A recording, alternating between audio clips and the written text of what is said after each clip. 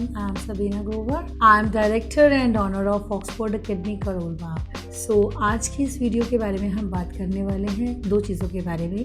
पहला तो हमें स्पीच प्रिपेयर कैसे करना है. दूसरा कि स्पीच को प्रिपेयर करते समय हमें किन किन बातों का ध्यान रखना है. ये अगर हम बात करते हैं स्पीच की, तो स्पीच या ऑरल प्रेजेंटेशन ये दोनों एक ही चीज़ें हैं. स्पीच एक फॉर्मल टॉक होती है जिसके अंदर पर्सन जो बोलने वाला है वो एक है और सुनने वाले हैं वो काफ़ी सारे हैं. ये लाइक नंबर्स में ज़्यादा भी हो सकते हैं, कम भी हो सकते हैं. मतलब 10, 15, 20 लोगों की ऑडियंस या 50 लोगों की ऑडियंस हो सकती है.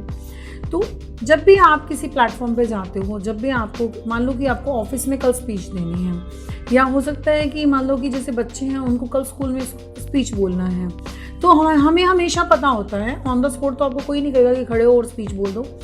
तो हमें हमेशा पता होता है कि हमें इधर कल स्पीच देनी है या 2 दिन बाद देनी है. तो बाय दैट टाइम आपको उस चीज़ को यूटिलाइज करना है. कैसे? आपको अपना एक प्लान बनाना है. सिंपल मतलब कि आपको अपना एक फॉर्मेट रेडी करना है. प्लान बनाना मतलब फॉर्मेट रेडी करना.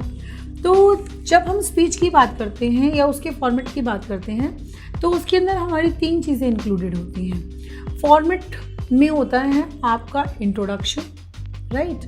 मतलब कि आपने सबसे पहले जाकर ऑडियंस को ग्रीट करना है, यानी कि आप उन्हें बोलेंगे गुड मॉर्निंग एवरीवन, और वो जो ग्रीटिंग है वो फॉर्मल होना चाहिए और आपको सबको ग्रीट करना है. मतलब good morning everyone, good morning one and all. It should be energetic. जब आप बोलो तो ऐसे लगना चाहिए कि मतलब जो लोग हैं वो मैस्मराइज्ड हो जाएं. मतलब कि वो आपकी स्पीच को इसलिए सुने क्योंकि उनको आपकी जो ओपनिंग स्टेटमेंट्स हैं वो बहुत अच्छी लगी हैं. उसके बाद अपने आप को इंट्रोड्यूस करना है कि that my name is this. Then only you start your topic. आपको टॉपिक को इंट्रोड्यूस करना है एक अच्छे तरीके से. तो अब हमने बात की फर्स्ट के बारे में, अब हम बात करते हैं सेकंड के बारे में, इसके फॉर्मेट के बारे में. तो सेकंड पार्ट जो होता है वो होता है इसका बॉडी. जैसे ये मेरा हेड है, ये मेरा बॉडी है, तो ऐसे ही स्पीच का हेड एंड देन स्पीच की बॉडी. तो बॉडी मतलब उसका आपको प्रेजेंटेशन कैसे करना है. देखिए सबसे बड़ी बात, जब आपको पता है कि आपके पास ये टॉपिक है, मान लो कि मेरे पास टॉपिक है हार्मफुल इफेक्ट्स ऑफ टेलीविज़न, या मेरे पास टॉपिक है गर्ल एजुकेशन, ठीक है. तो ये 2 टॉपिक के बारे में आपको बताती हूँ कि अगर आपको इन पर स्पीच देनी है तो इसका जो टॉपिक है वो किसी और टॉपिक के साथ रिलेट करके बताओ.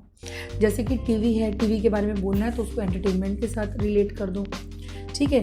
टीवी है तो उसको टेक्नोलॉजी के साथ रिलेट कर दो. गर्ल एजुकेशन है तो उसको एजुकेशन के साथ रिलेट कर दो. तो इस तरीके से आप अपना स्टार्ट कर सकते हैं स्पीच का बॉडी. अब बाकी फर्दर कैसे डेवलप करें, तो उसके लिए आपको मेन जो पॉइंट्स हैं उसको लिखना पड़ेगा. जब आप मेन पॉइंट्स को लिख लेते हैं तो आपको हर मेन पॉइंट के साथ, मान लो कि आपने 5 मेन बातें लिख ली. पॉइंट मतलब 5 बातें, कोई 5 बातें आपने लिख ली जो आपको लगा कि ये मेन बातें हैं इस चीज़ से रिलेटेड.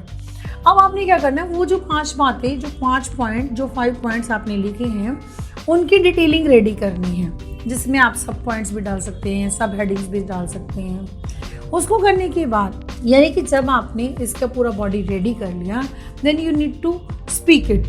देन थर्ड होता है इसका कंक्लूजन रेडी करना.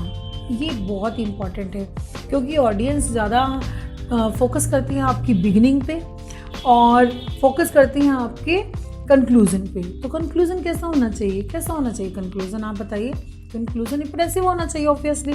तो इंप्रेसिव बने कैसे कंक्लूजन, उसको इंप्रेसिव बनाने के लिए आपने क्या करना है, you have to put your original ideas. कुछ लोग ऐसे करते हैं कि जब वो इसको कंक्लूड करते हैं तो वो इसको ब्रीफ आउट कर देते हैं. मतलब जो वो ऊपर बोल के गए उसी को ब्रीफ करके बोल देंगे तो ये हो गया जी आपका कंक्लूजन. नहीं, ये कोई कंक्लूजन नहीं है, ये करेक्ट नहीं है. आपको इसमें अपने ओरिजिनल व्यू पॉइंट्स डालने हैं.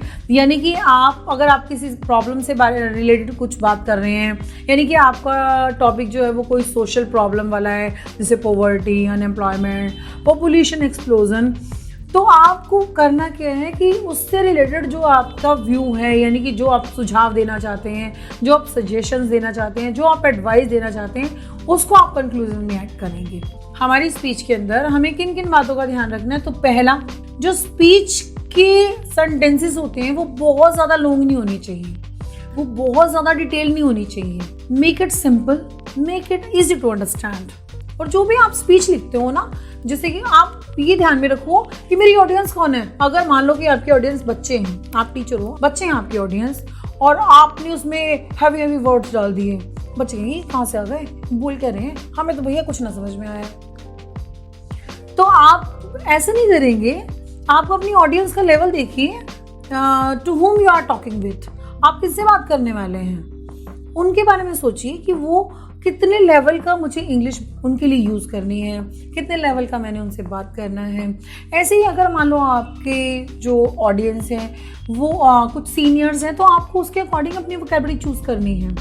नेक्स्ट चीज़, ऑडियंस को अपनी स्पीच में इन्वॉल्व करना है, क्योंकि ऑडियंस आपकी बात तभी सुनेगी जब आप उनसे कुछ स्पीच में से कुछ क्वेश्चन पूछेंगे, ध्यान से बैठेंगे, ध्यान से आपकी बात सुनेंगे। क्यों? क्योंकि उन्हें लगता है कि अभी थोड़ी देर बाद आप फिर कुछ पूछ लोगे, और अगर हमने ध्यान से नहीं सुना तो लाइक हमारी बड़ी इंसल्ट होगी, दैट काइंड ऑफ थिंग। ऐसा होता है। तो ये चीज़ ऐसी है कि आपको अगर मान लो कि ऑडियंस को आपने इन्वॉल्व करा लिया तो आप 100% एक अच्छे स्पीकर हो। इसके अलावा आपको इसके अंदर कुछ कोट्स यूज़ कीजिए। कुछ कोट्स का मतलब होता है जो सेइंग्स होती हैं, जैसे किसी ने कुछ बोला या किसी का कुछ ऐसा कुछ की वाइज वर्ड्स हैं, जैसे कि हम कहते हैं करत करत अभ्यास जड़मति होत सुजान, practice makes a man perfect, ऐसी चीज़ें। ऐसा ये कुछ कोट्स हैं जिससे आपकी जो इंग्लिश है वो इम्प्रेसिव बनती है।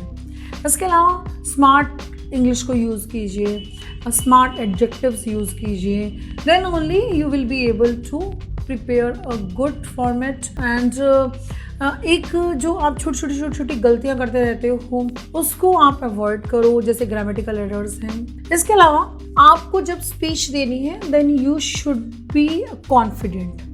अपने अंदर कॉन्फिडेंस बिल्कुल लूज नहीं होने देना है। आपकी जो ऑडियंस है वही आपका गॉड है, वही भगवान है, ठीक है। तो यानी कि आपको जब बोलना है तो ऐसे बोलना है कि वो आपको सुने, बस इसी चीज़ को ध्यान में रख के बोलना है। अगर मान लो कई बार ऐसा हो जाता है कि हम स्पीच दे रहे हैं और बोलते बोलते भूल गए, तो कोई बात नहीं, don't worry, it's not difficult. इस चीज़ को मैनेज करना सीखो, ठीक है जी। Thank you.